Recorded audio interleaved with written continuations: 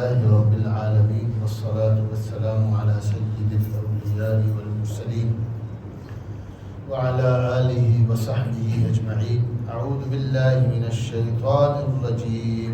بسم الله الرحمن الرحيم.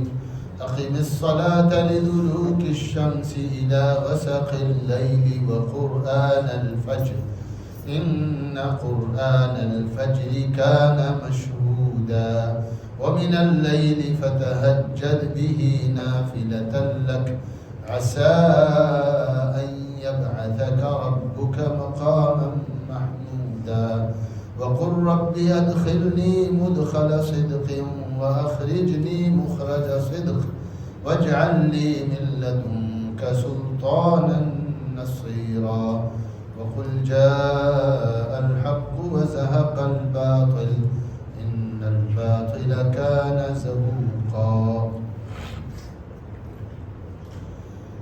یہ 15ویں پارے کی سورہ بنی اسرائیل کی آیت ہے، آیت نمبر 88 سے میں نے 3 آیتیں آپ کے سامنے پڑھ کر سنائی ہیں. ان آیات میں اللہ تعالیٰ نے نماز کا بطور خاص، نماز کا اور نماز فجر کا بطور خاص اور تہجد کی نماز کا حکم دیا ہے، اور ایک مخصوص انداز اللہ تعالیٰ نے اختیار کیا ہے.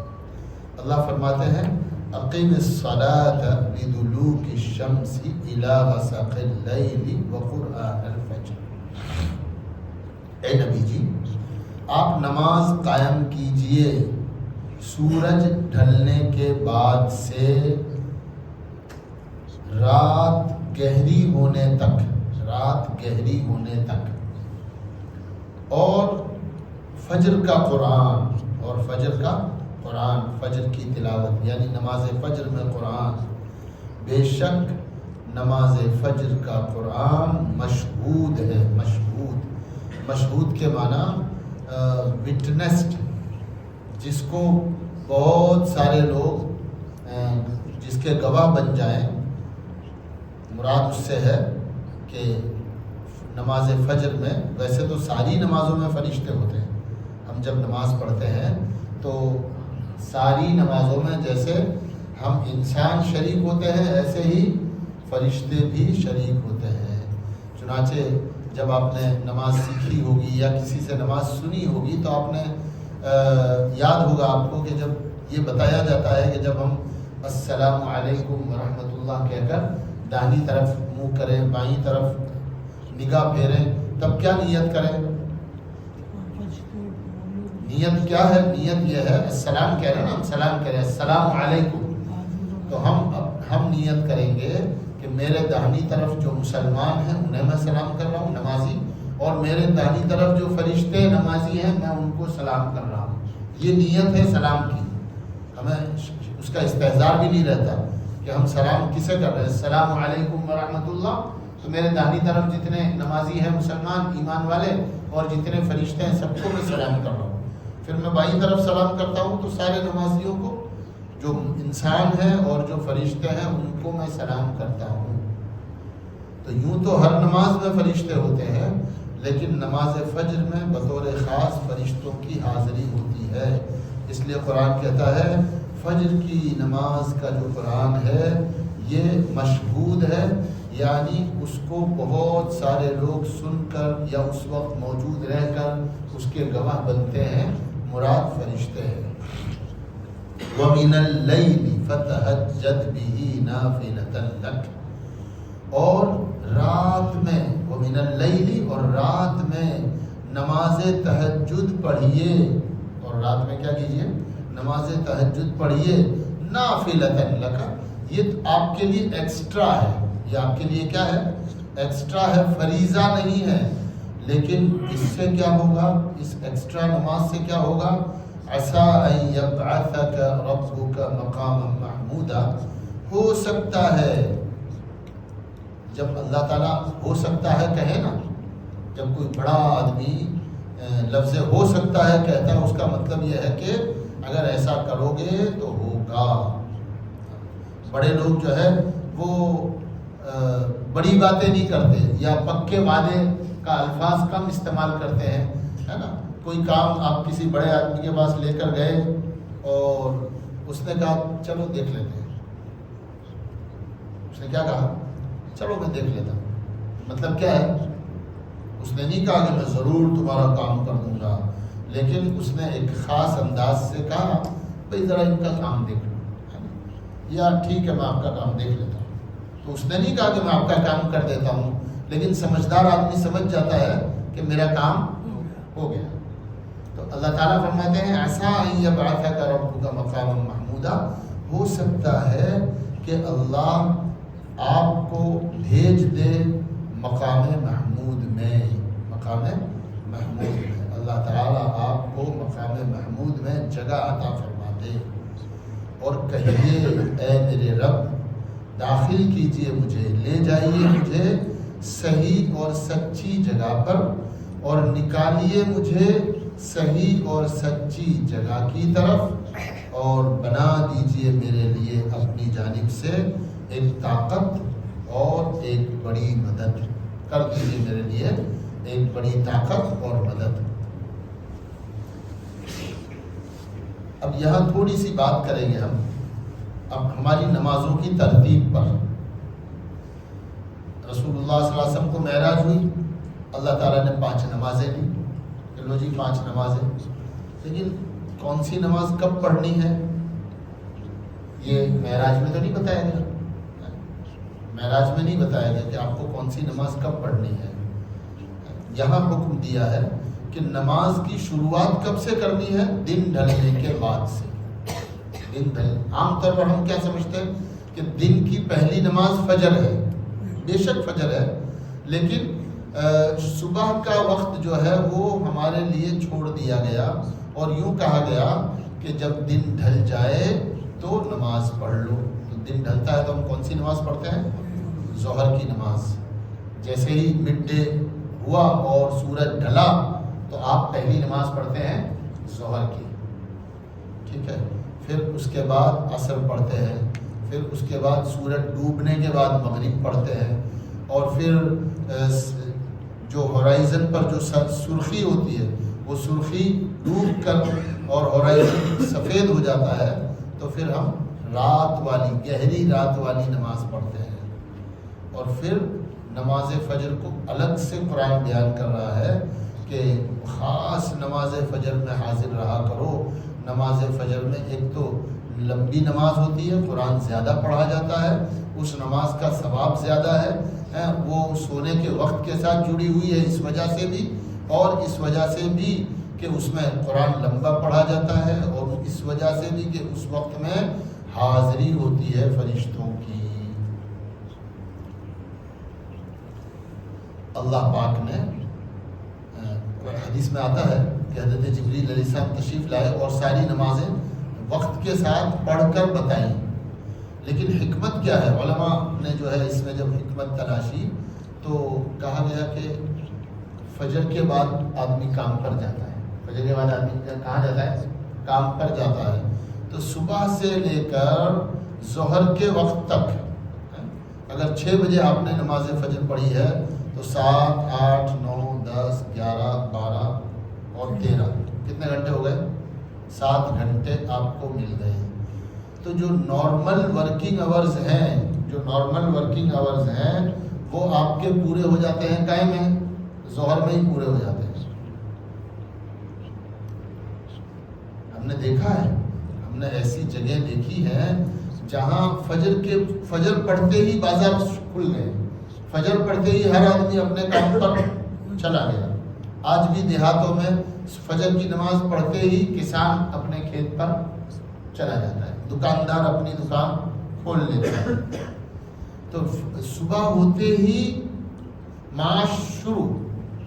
چنانچہ حضور اکرم صلی اللہ علیہ وسلم نے دعا بھی دی ہے، اے اللہ میری امت کی صبح میں برکت عطا فرما. میری امت کی صبح میں کیا عطا فرما؟ برکت عطا فرما. لہذا جون سا بھی کام آپ صبح کریں گے، ہے نا، معاش کا ہو، پڑھنے لکھنے کا ہو، ہے نا، مطالعے کا ہو، کوئی چیز یاد کرنے کا ہو، کوئی سا بھی کام آپ صبح میں کیجئے تو آپ اس کو تھوڑے وقت میں کر لیں گے، تھوڑے سے وقت میں کر لیں گے، جلدی سے ہو جائے گا وہ، اس لیے کہ اللہ کے نبی صلی اللہ علیہ وسلم کی دعا ہے، اے اللہ میری امت کی صبح میں برکت عطا فرما۔ اب انہی چیزوں کو یہود و نصارہ اور دنیا کے دوسرے لوگ پڑھتے ہیں۔ قرآن ہماری جاگیر نہیں ہے، قرآن ہماری جاگیر نہیں ہے، قرآن کو دوسرے لوگ بھی پڑھتے ہیں، اس کی تفسیریں بھی پڑھتے ہیں، حدیثیں بھی پڑھتے ہیں، اور جتنی چیزیں ان کو ملتی ہیں وہ ساری کی ساری چیزوں پر کیا کرتے ہیں، وہ عمل کرتے ہیں۔ اس وجہ سے نہیں عمل کرتے کہ اللہ کے نبی صلی اللہ علیہ وسلم نے فرمایا ہے، اللہ تعالیٰ نے فرمایا ہے، اس وجہ سے کرتے ہیں کہ اس میں ان کا فائدہ ہے، ان کا کیا ہے، ہر فائدے کی چیز کو اٹھا لیتے ہیں، چاہے قرآن سے مل جائے، چاہے رسول اللہ صلی اللہ علیہ وسلم کی مبارک زندگی سے مل جائے۔ ہمارا حال یہ ہے کہ ہم صبح میں آرام سے سوتے ہیں، صبح میں کیا کرتے ہیں، آرام سے سوتے ہیں۔ اگر اللہ نے ہم کو توفیق دے دی فجر کی نماز پڑھنے کی اور مسجد آ گئے، الحمدللہ، وہ بہت تھوڑا سا مجمع ہے، کچھ وہ ہے کہ جو اگر نمازی ہے تو آخر وقت میں جیسے تیسے گرتے پڑتے اٹھ کے اپنے بستر کے پڑوس میں مصلی بچھاتا ہے اور گھومتے ٹہلتے جو ہے نماز پڑھی اور پھر واپس بستر پر اللہم بسم کا دوبارہ نیت کر کے پھر سو جاتا ہے۔ صاحب کب اٹھیں گے سیٹھ جی؟ کہ 10 بجے اٹھیں گے، 11 بجے اٹھیں گے۔ تو جو وقت کام کا ہے اس وقت کو مسلمان نے برباد کیا ہے۔ اگر ہم اپنا کام صبح شروع کریں تو دیکھیں گے ہم اپنی زندگیوں میں خیر اور برکتیں، مال میں برکت ہے، خیر ہے، صحت اور تندرستی جو ہے وہ اللہ تعالیٰ نے اسی میں رکھی ہے۔ صبح کا جو بہترین وقت ہے جس میں باد نسیم ملتی ہے ہم کو، جس میں ہمیں اچھا موسم، اچھی ہوا ملتی ہے، اس وقت میں جو ہے ہم سو جاتے ہیں، اور دوسرے لوگ بہت ساروں کو آپ دیکھو گے کہ وہ صبح صبح ٹہل رہے ہیں، باغ میں جا رہے ہیں، ہے نا، اور ورزش کر رہے ہیں اور کسرت کر رہے ہیں اور اپنی صحت کی فکر کر رہے ہیں، اور ہم جو ہے صحت کی فکر نہیں کرتے۔ پھر رات میں ہمیں جلدی سونے کو کہا گیا ہے، اب اس کا الٹا کرتے ہیں ہم۔ صبح اٹھنے کو کہا گیا تھا تو سو گئے، اور رات میں سونے کو کہا گیا ہے۔ اللہ کے نبی صلی اللہ علیہ وسلم نے فرمایا کہ عشاء کی نماز کے بعد بات چیت نہیں ہے، عشاء کی نماز کے بعد بات چیت نہیں ہے۔ عشاء کی نماز کے بعد بات کون کر سکتا ہے یا کون جاگ سکتا ہے؟ اسٹوڈنٹ ہو تو وہ جاگ سکتا ہے، ٹھیک ہے، پڑھنے لکھنے والا۔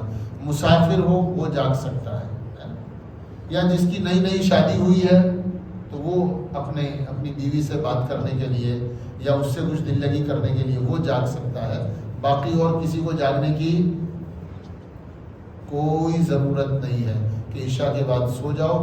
جب عشاء کے بعد آدمی سوئے گا تو نماز تہجد کی توفیق ملے گی، اور نماز تہجد کی توفیق ملے گی تو اللہ کی کتنی بڑی دعا ہمارے ساتھ ہے کہ تم تہجد کی نماز پڑھو، بے شک یہ تمہارے لیے اضافی نماز ہے، لیکن اگر ایسا کرو گے تو اللہ تعالیٰ تمہیں مقام محمود عطا فرمائیں گے۔ مقام محمود کے 2 ترجمے ہیں۔ ایک ترجمہ تو یہ ہے کہ مقام محمود نام کی کوئی جگہ ہے جنت میں بطور خاص کی، یہ ہے مقام محمود۔ تو اللہ تعالیٰ جب ہم جنت میں جائیں گے تو اللہ تعالیٰ وہ نعمت ہمیں عطا فرمائیں گے۔ اور دوسرے اگر اس کا لفظی معنی مراد ہے تو مقام محمود کے معنی ہے وہ جگہ جو اللہ تعالیٰ کی قابل تعریف ہے، ایسا مقام انسان کو عطا فرمائیں گے کہ جو خوب تعریف کے لائق مقام اور مرتبہ اور عزت نماز تہجد کی وجہ سے اللہ تعالیٰ اپنے بندوں کو عطا فرماتے ہیں۔ تو ہمارے لیے تو دونوں کافی ہیں۔ اگر اللہ تعالیٰ اپنی گڈ بک میں ہمیں شامل فرما لے، اللہ تعالیٰ ہمیں کہاں شامل فرما لے ہیں اپنی رضامندی والی فہرست میں کہ یہ اس بندے سے میں راضی ہوں، میرے اس بندے سے میں راضی ہوں، میرے اس بندے سے میں راضی ہوں، اور یہ قابل تعریف ہے میری نظر میں، یہ کیا ہے؟ میرے لیے قابل تعریف ہے. ہم اس فہرست میں شامل ہو جائیں یہ بھی ہمارے لیے کافی ہے. اور جیسا کہ مقام محمود ہے حضور اکرم صلی اللہ علیہ وسلم کے لیے بھی ہمیں مانگنے کو کہا گیا ہے. اگر وہ کوئی خاص مقام ہے، کوئی خاص اعزاز ہے تو وہ اعزاز مل جائے، یہ بھی ہمارے لیے کیا ہے؟ یہ بھی ہمارے لیے بڑے اعزاز کی چیز ہے. تو اللہ تعالیٰ نے خود ہمارے کام کاج کے اوقات کو نمازوں سے الگ رکھا ہے. کام کاج کے اوقات کو کیا کیا ہے؟ نمازوں سے الگ رکھا ہے. اگر ہم اس ترتیب پر آ جائیں تو ہمارا فجر کے بعد سے لے کر ظہر تک میں میکسیمم کام کیا ہو جاتے ہیں؟ پورے ہو جاتے ہیں. اب یہاں تھوڑی سی بات اور عرض کر دوں. حضرت جبریل علیہ السلام جب تشریف لائے تو آپ آئے اور 2 دن حضور اکرم صلی اللہ علیہ وسلم کے ساتھ رہے. پہلے دن آئے اور جیسے ہی سورج ڈھلا اول وقت میں ظہر کی نماز پڑھی حضور اکرم صلی اللہ علیہ وسلم کے ساتھ.